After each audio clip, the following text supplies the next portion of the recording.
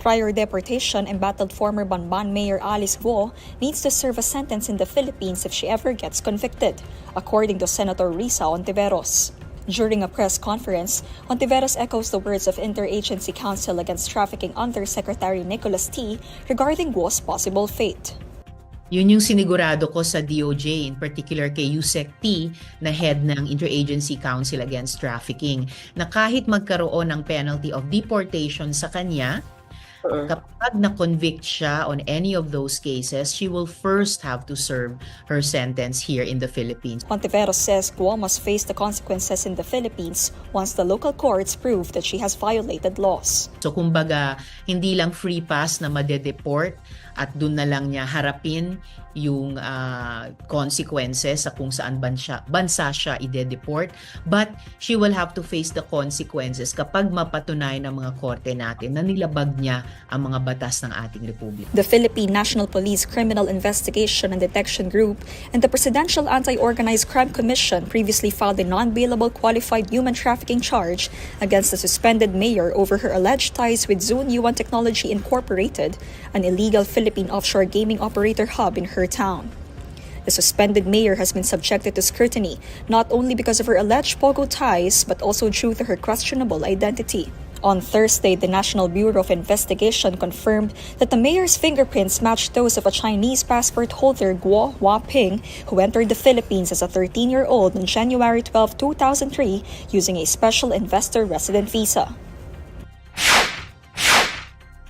Senator Risa Hontiveros is hoping that former Senator Leila de Lima would consider running for senator in the 2025 midterm elections. Hontiveros says de Lima's life mission to public service continues after she was given justice from the crimes pointed against her. Bagamat alam ko na yung isang almost naturally o automatically magiging bahagi ng life's mission niya moving forward ay sabi nga niya, nabigyan siya ng hustisya pero isa lamang siya bagamat pinakakilala na naging biktima sa war on drugs at pag-justify sa war on drugs ni Duterte. According to Hontiveros, de Lima should really consider running in the midterm polls and join the opposition party. At lagi niyang pinaalala yung hustisya din para sa lahat ng mga na balo at naulila dahil sa extrajudicial killings na iyan. But yes, I hope that she will also consider running again for the Senate. Bigyan lang natin siya ng pagkakataon na pag-isipan po iyan sa mga araw na iyon.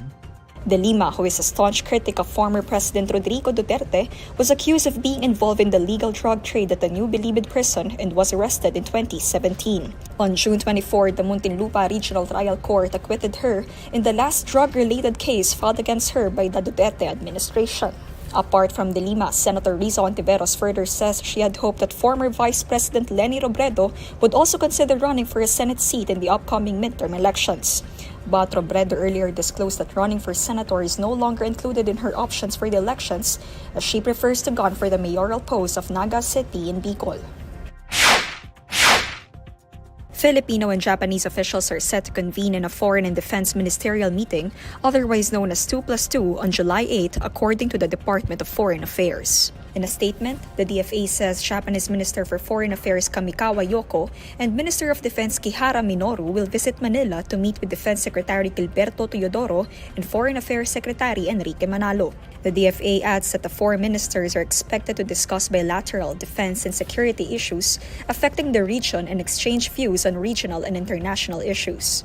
According to the DFA, the Foreign and Defense Ministers meeting is the highest consultative mechanism between the Philippines and Japan to date. It adds that the meeting serves as a platform to further strengthen the decade-old strategic partnership between the Philippines and Japan. The meeting will be held in light of China's continued aggression in Philippine waters. Senate President Francis Escudero says Senator Sonny Angara would be an excellent choice to fill the newly vacated top post of the Department of Education. According to Escudero, he mentioned the name of Senator Sonny Angara after some people close to President Ferdinand Marcos Jr. have asked him on who he thought would be a good replacement for Vice President Sara Duterte as the department's chief. When asked if he is planning on formally endorsing Angara to Marcos, Escudero says the president might have already someone in mind by now.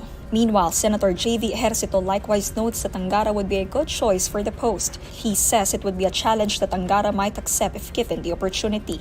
But Angara earlier said that no one has spoken to him about being considered for the position. On June 19, Vice President Duterte announced her resignation as the DepEd chief. Duterte said her resignation was not a sign of weakness, but instead was brought by compassion for teachers and students. Meanwhile, President Marcos earlier said he would name Duterte's replacement by the end of the week.